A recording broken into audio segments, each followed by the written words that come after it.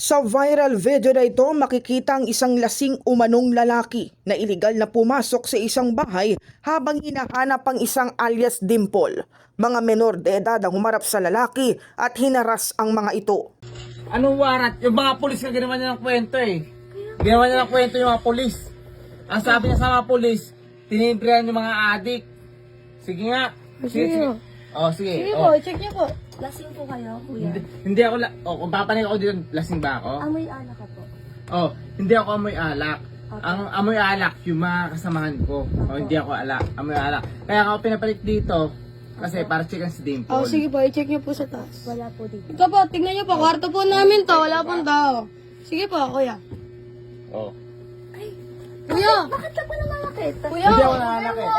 Kaya mo ano, kuya? Si Dimple ang may kasalanan nito. Pero, hindi pa Nananayin ako ko sa estasyon, sasabihin niya, Sige po. may droga dito. Ayon sa Quezon City Police District, nangyari ang insidente pasado 1:00 ng madaling araw kahapon sa Barangay Damayan sa Quezon City. Ang lalaking nag-viral ay kinilalang si Police Staff Sergeant Colonel John Marzan mula sa Masambong Police Station 2. Kagabi rin, naaresto si Marzan. Depensa ng pulis, si alias Dimple daw ang umanay nagpapakalat ng impormasyon na siya'y sangkot sa iligal na droga.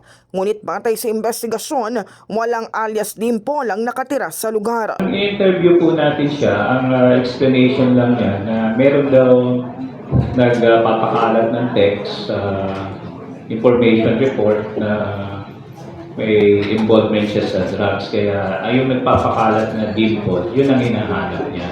Patong-patong na kaso na ngayon ang kinakaharap ng pulis, kabilang ang domicile, slight physical injury at grave threat. Kasama na rin sa kahaharapin ito ang kasong administratibo. Insidente nito ay hindi lamang nakakabahala, ito'y lubos na hindi katanggap-tanggap. Nais kong idiin na ang umaresto sa kanya ay ang kanyang mga kapwa-pulis, ang kanyang commander at mga kasamahan.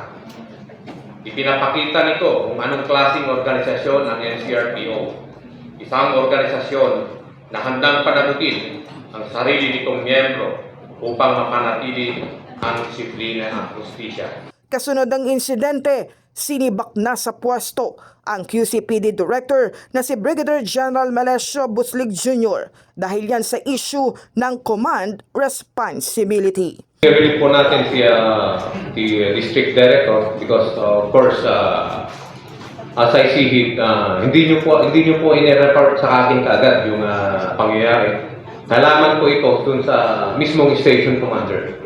Tumawag sa akin yung station commander about the incident. In the heart of changing lives, ako si Brigada Kath Austria ng 105.1 Brigada News sa Manila, the Music and News Authority.